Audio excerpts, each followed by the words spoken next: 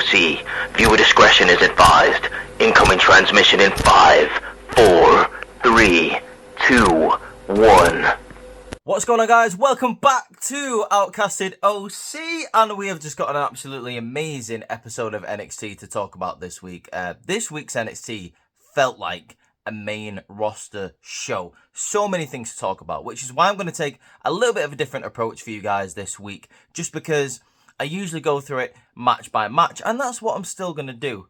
But I'm going to talk about the most important parts at the beginning and then maybe expand on them at the end of the video, because let's just talk about what everyone wants to talk about.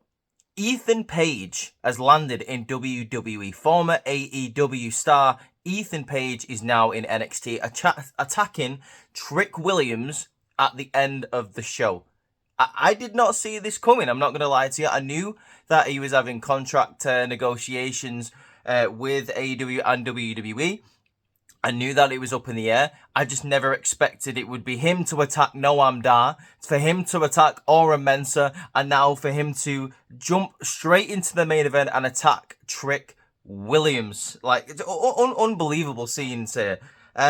Ethan Page for me was always underutilized in AEW. I really thought he could have done more with his time there. I thought management really dropped the ball with him. And now that he's in WWE, I really feel like he's got an opportunity to really stick it to AEW, as in, like, you know, to show them that I can do, I can do the things that you wouldn't let me do. I could really see him, like, hitting, like, high marks in the company here. Like, the sky's the limit for Ethan Page. I think he's great on the microphone. I think he's got great personality, and he can go in the ring. So he's a three-tool player. But yeah, let's talk about that a little bit later on, because there is something more even, like, well, not even, like, just as big as a point at the start of the show. We got Ava coming out introducing Sexy Red, who announces that she's going to be the host of NXT Battleground, taking place in the UFC arena in Las Vegas next Sunday. So that's going to be an interesting one for you. Sexy Red is quite a big part of the show, to be fair. Like, she is not just in this opening segment, she is all over the show. She is in a backstage bit later on in the night where Javon and Trick Williams are talking about how they're going to be facing Gallus, and then she agrees to come out with them at the end of the night to kind of be their manager or their valet or whatever you want to call it later on tonight. So that's going to be exciting. While Sexy Red is in the ring, she grabs the championship and lifts it up to see, you know, what everyone's going to be fighting for at Battleground, the Women's North American Championship. Tatum Paxley gets in the ring, sneaks in the ring because she's obsessed with championships, tries to grab the championship off of Sexy Red, and that's when everyone else just gets involved, and there's quite a few people who brawl. Mia Yim versus Tatum Paxley is next. The winner qualifies for that ladder match for the Women's North American Championship. Mia Yim goes on to win with defeat.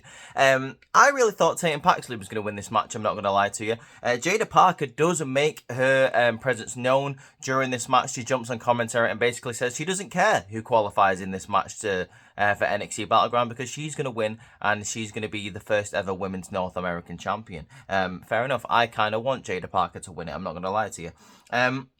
Yeah, Mia Yim was a bit of a strange decision. Don't get me wrong, I love Mia Yim, but I really think Tatum Paxley has built quite a bit of momentum on NXT lately, so I thought it would have been the right decision for her to go on to that ladder match. We now go backstage to where Gallus is confronted by the Metaphor, and they said, you know, I understand you attacking Wes Lee, Josh Briggs, etc., but I really don't understand the fact that why you would attack Noam Dar. Gallus say, it wasn't us. We didn't attack Noam Dar. Like, you know, if you think it was us, you accusing us, you would know it if we attacked Noam Dar, because he wouldn't be here right now. So the plot thickens, or does it? Because I basically told you who it was at the start of the show. Aura Mensah goes looking for the person who attacked Noam Dar. Later on, he is found down. He is found down and out, just like Noam Dar was by Lash Legend and Jakara Jackson. Jakara asks Lash to say to Trick Williams, you know, tell me the truth. Was it you who attacked Noam Dar? Obviously, we find out later on tonight that it wasn't him.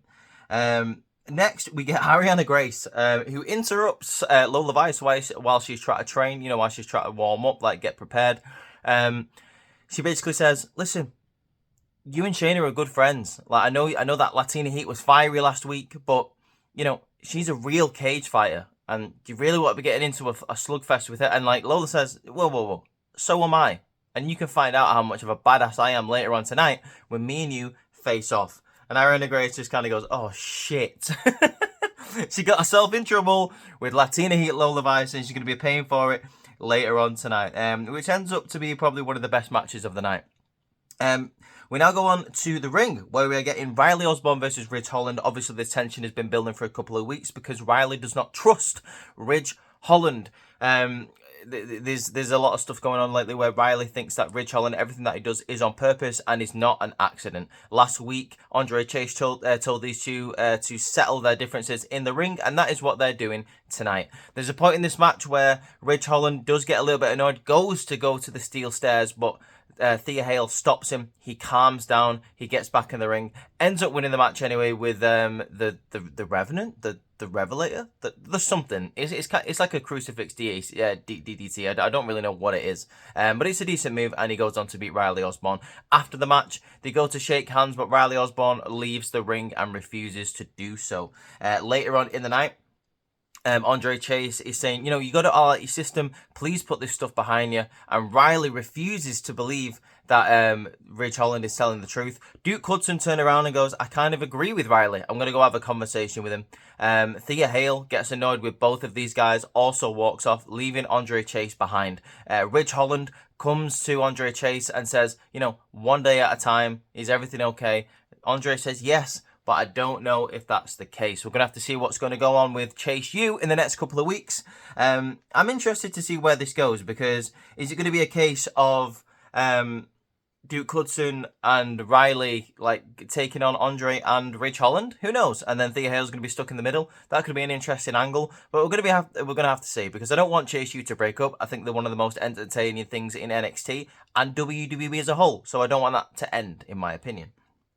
We now go to the OC and saying to the NXT Tag Team Champions that the Masked Hoot and the Fast Brother need to put up those NXT Tag Team Championships. They've won Tag Team Championships all over the world, and it's time to capture them in NXT tonight. Let's get into it right now.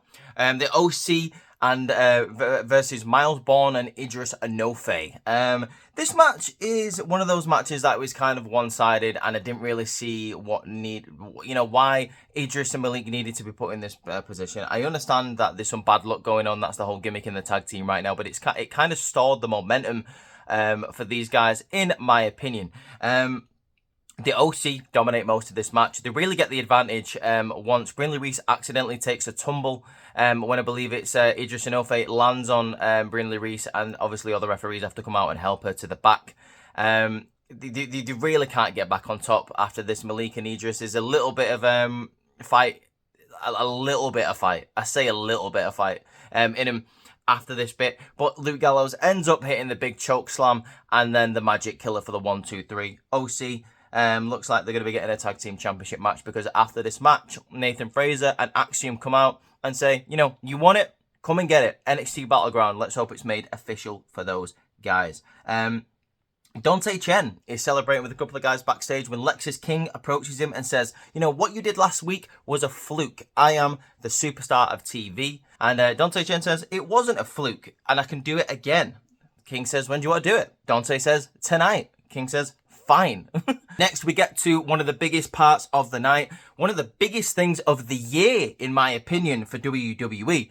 Roxanne Perez is in the ring, and she is saying how she is the best NXT Women's Champion of all time, because everyone else sees this as a stepping stone to get to the main roster. They see it as future greatness, while she sees it as current greatness. She is the greatest NXT Women's Champion of all time, and everyone is basking in the greatness of Roxanne Perez. And frankly, she finds it disrespectful that she has to come out and find out in this way who she's going to be facing for the NXT Women's Championship at Battleground.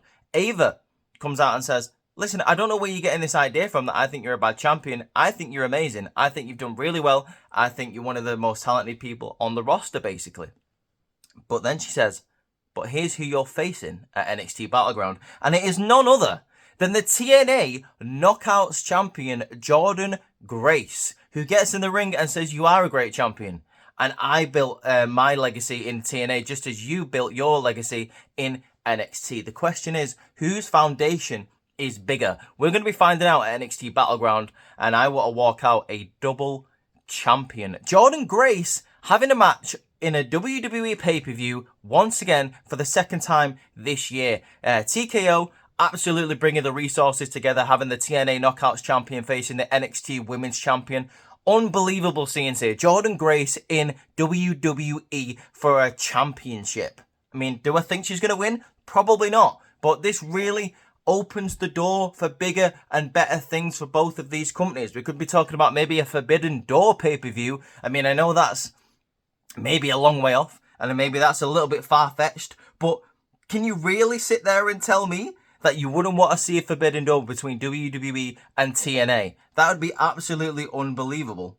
I don't even know. I didn't even know what to say when I saw this. Like, Jordynne Grace literally came out with her theme song. She was acknowledged on commentary as the TNA Knockouts champion, and she was holding the Knockouts championship. Again, this is not the first time a TNA championship has made its presence known on WWE TV. Obviously, we saw it with Mickie James a couple of years ago, and I'm pretty sure Jordynne Grace was definitely referenced at the Royal Rumble as a former TNA Knockouts champion, as a TNA wrestler. So I kind of was a bit taken back by it. I'm not gonna lie, but you know what you're gonna do. I loved it. I thought it was amazing. This like I said, this is just a big deal for me. Roxanne Perez improving in the ring. Jordynne Grace for me, probably one of the best women on the planet right now in terms of the graps. I think she's great. I think this may be leading to maybe Jordynne Grace signing with WWE in the future, but you know that's here and there. I can't really comment on that right now. But I would like to see a TNA and a WWE Forbidden Door pay-per-view. We now go back to a segment where Eddie Thorpe has found his. What do we call it? I'm gonna have a look what he calls it. I'm not being offensive here. I just can't remember what it's called. Oh, he's found his buha, and I think that means his spirit. Obviously because he's Native American. He says he's fighting for all the indigenous people in America. The fire usually destroys things, but he finds it a way of cleansing. He's sat in front of a fire. It's a bit of a shit segment, to be honest with you. I'm not going to lie. I like the message that Eddie Thorpe has got. I think he's got an interesting character to develop, but I just thought this was a really weird way of doing it, to be honest with you. Next, we go to Ariana Grace versus Lola Vice. Not really much about this match, to be honest with you. Lola Vice does get the victory quite easily with the spinning back fist for the 1-2-3. All the way through this match, Ariana Grace is kind of begging off Lola Vice, you know, telling her to calm down, etc. She does get a little bit of momentum, does Ariana Grace, but it's just not to be. After this match, Lola Vice gets on the microphone and says to Shayna Baszler at NXT Battleground, you can either tap out or get knocked out by me. It's your choice, bitch. Like that famous B word. That means it's serious in WWE. Shayna Baszler comes out, tries to get to her, and says, "You think you're going to be, you think you're a badass because you've been in underground? I was born in the underground." They can't get to each other because security are holding her back. I'm really looking forward to this match, to be honest with you. I thought it was a really good match last time between Natalya and Lola. So with Shayna and Lola, I think this is just a step up in NXT Underground. I'm really looking forward to it, especially because it's going to be in the UFC Fight Zone. I think that's going to be dope.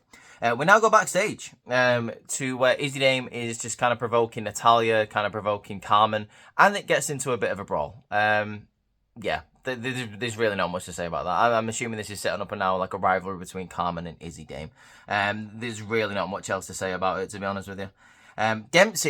Charlie Dempsey and the NQCC are talking backstage, and he says he doesn't feel the same ever since he lost that Heritage Cup. He feels like a different person. A part of him has been taken away, but he has learned something, and he says we should really look at the way the D'Angelo family runs their family, and maybe we should take some tips from them.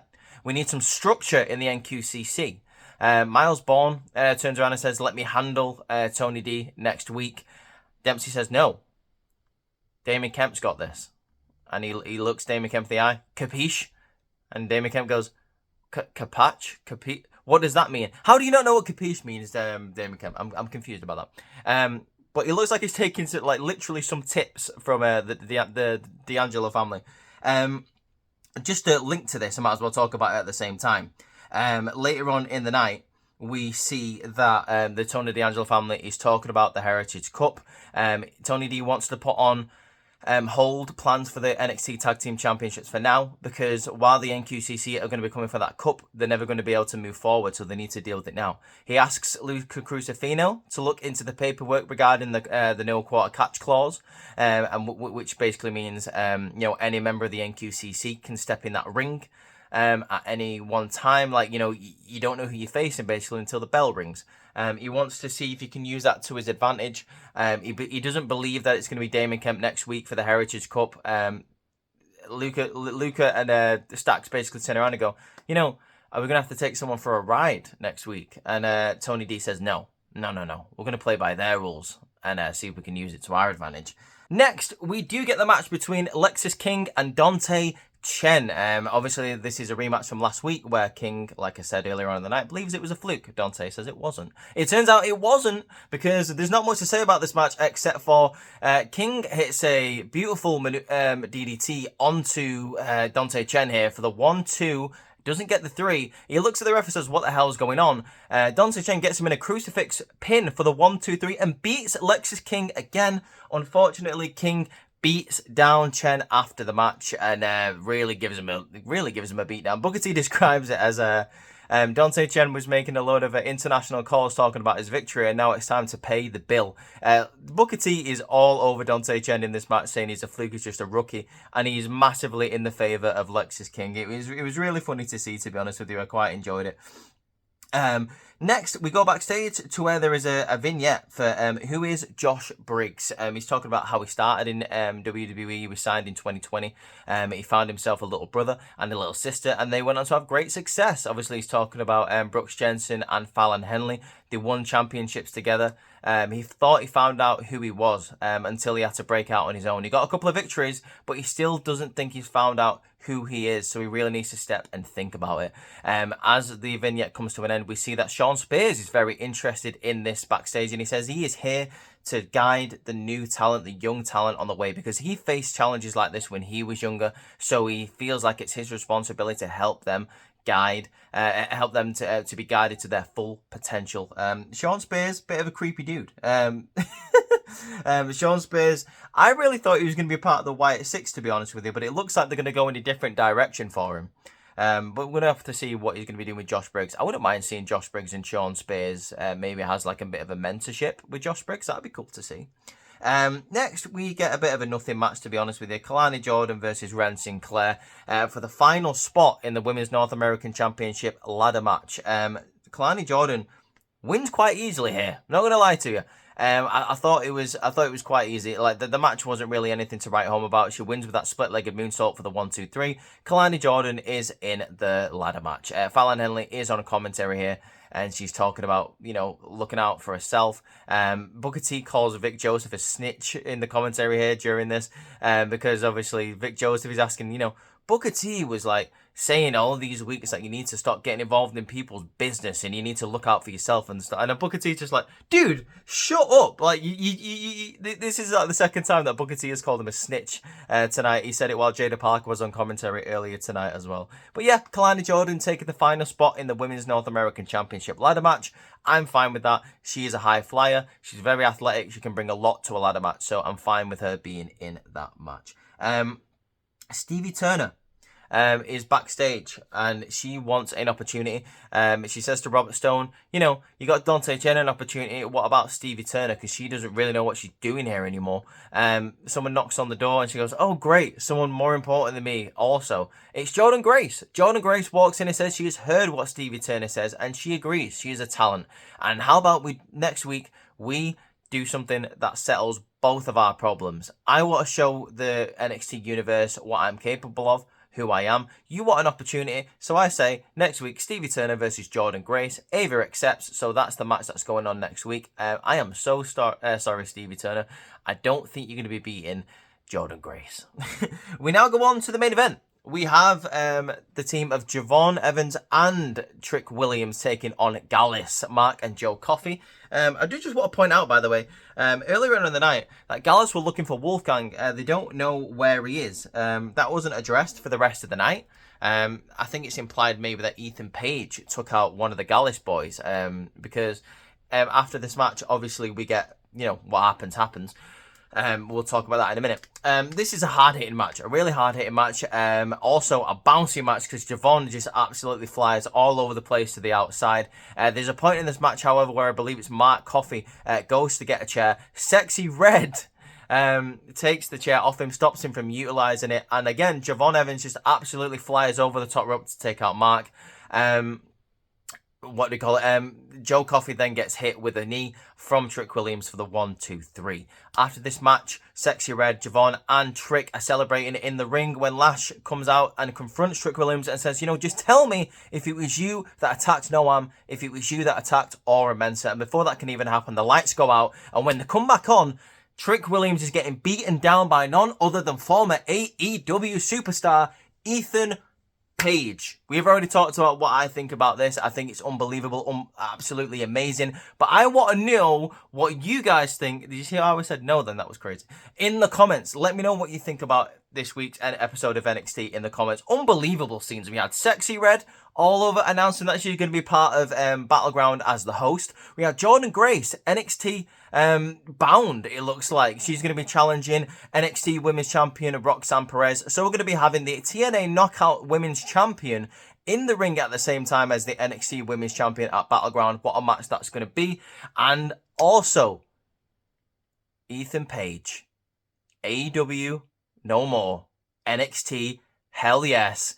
Is he going to be challenging Trick Williams for the NXT Championship? Noam Dar isn't there, he's injured. Is he going to be at NXT Battleground? I don't know about that. That's going to be something that we're going to have to wait and find out next week. And then on Sunday, NXT Battleground next week, guys. Like I said, if you like this video, hit a thumbs up. Subscribe to the channel so you never miss our videos. Check out Courtney's review of Monday Night Raw yesterday. Had a lot of support from you guys, so thank you very much for that. Sorry, I'm just thinking about Ethan Page. Like, this guy is was one of my star people in AEW who never really got a shot at it, so that's why I'm just flabbergasted at the moment. Yeah, like I said, go check out Courtney's review of Monday Night Raw yesterday. Absolutely unbelievable support already. Thank you so much for that, guys. But continue supporting the channel because we're going to be talking about what happened at King and Queen of the Ring tomorrow on the podcast. So hopefully you will enjoy that. Stay tuned for Saturday morning because we're going to get a SmackDown review from either G or Ross. And make sure you leave a like on this video like I just said. If you want to go follow us on X/Twitter, Instagram, or on TikTok at Outcasted OC, that would be absolutely amazing because we have content uploading there as well all the time.